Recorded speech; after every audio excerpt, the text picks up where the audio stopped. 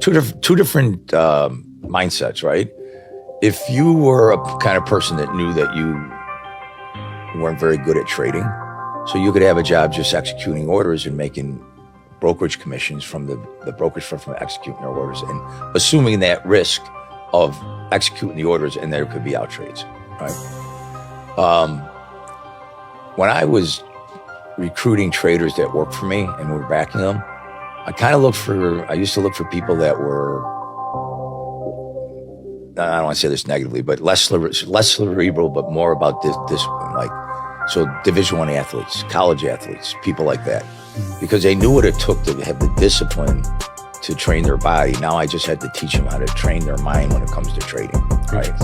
So, for example, you got to be able to trade with a stop. Like I said, if you've got a plan, I want to buy it at 10. If it goes up to 15, I want to get out. If it goes down to 5, I need to get out. Well, a lot of times what happens is that people freeze.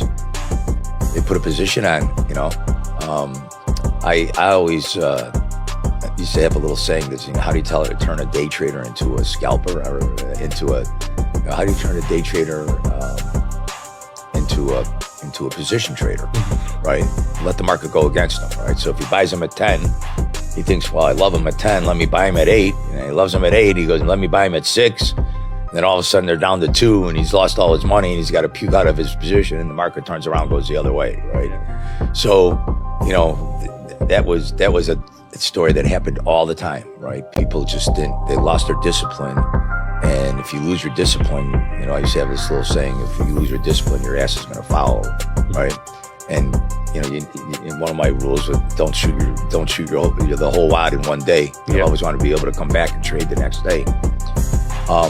So when it came to trading, different mindset. You got to be the kind of guy or person who can make a decision, stick to the plan. If it goes against you, take your loss and go on to the next trade. And it's all kind of cliche now because everybody says the same thing. But back in 1980, when I wrote the 10 rules of trading, the rules I wrote were, hey, learn from your losers. You'll learn more from your losers than you do from your winners, right?